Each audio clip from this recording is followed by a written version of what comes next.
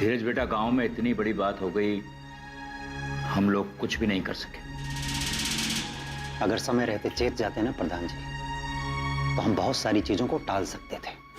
क्या करें बेटा, कभी कभी विधाता भी बहुत कठोर हो जाता है। लेकिन इस बार इसमें विधाता की कोई गलती नहीं है। अगर हम लोग खुद कुछ नहीं करेंगे तो इसमें विधाता भी हमारी मदद नहीं कर सकता है। तुम्हारा कहना एक तरह से ठीक है बेटा, लेकिन जिससे जो बन पड़ रहा है वो कर रहे हैं ना। बदलाव एकाएक तो नहीं आ जाता। हाँ सही कह रहे हैं प्रधान जी, बदलाव एकाएक तो नहीं आ जाता, लेकिन संतोष की पत्नी एकाएक हम लोगों के सामने से चली गई ना।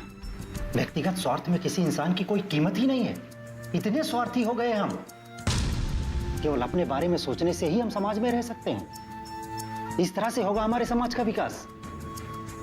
समाज के बारे में तो क्या कहूं बेटा, लेकिन इतना कह सकता हूं कि हम एक दूसरे के बिना शून्य हैं, व्यर्थ। प्रधान जी, आप तो जानते हैं कि बंजर जमीन पर खेती नहीं हो सकती है, उसे उपजाऊ बनाना पड़ता है। और उसे उपजाऊ बनाने के लिए जरूरी होता है कि वहां तक पहुंचने का रास्ता, जब वहां तक कोई पहुंचेगा ही नहीं तो कैसे होगा ये सब। ठीक कह रहे हो बेटा। गांव में एक सड़क का निर्माण पूरे गांव में विकास को पैदा करता है। इतने दिनों से प्रयास ही तो कर रहे हैं प्रधान जी।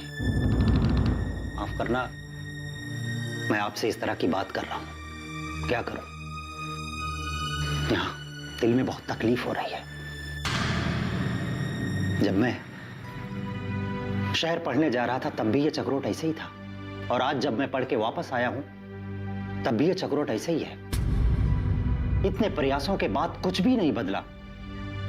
जहां हम पहले थे आज भी वहीं खड़े हैं। लेकिन बेटा, हमें गांव वालों को साथ लेकर चलना होता है। हम किसी एक के कारण पूरे गांव वालों को तकलीफ नहीं दे सकते हैं ना। आप तो जानते हैं कि ये चक्रोट गांव को मुख्य सड़क से जोड़ता है, और अगर मैं चाहूं तो प्रधानमंत्री ग्राम सड़क योजना के अंतर्गत एक शिकायत कर दूं तो इस सड़क को बनने से कोई नहीं रोक सकता।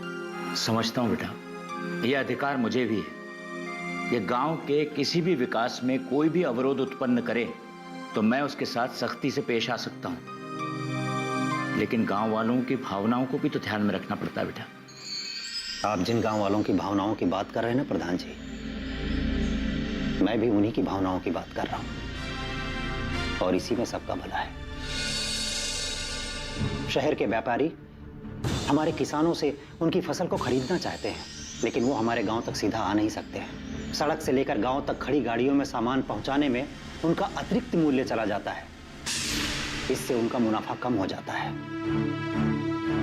और इसी बात का फायदा बिचौलिए उठाते हैं और हमारे किसान भाइयों का शोषण करते हैं।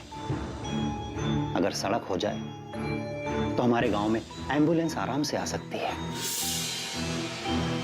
गांव में बच्चों की शिक्षा के लिए अच्छे अच्छे अध्यापक आ सकते हैं। सरकार की चलाई गई तमाम योजनाओं का लाभ हमारे किसान भाइयों को सीधा मिल सकता है। सड़क हो जाने से अराजकता कम हो जाएगी, विकास होगा, और फिर किसी संतोष की पत्नी चिकित्सा के अभाव में अपनी जान नहीं गंवाएगी। एकदम ठीक कह रहे हो बेटा। एक सड़क गांव में विकास के कई मार्ग खोल देता है। मैं जल्दी से जल्दी चक्रोट बनाने का काम शुरू करता हूं।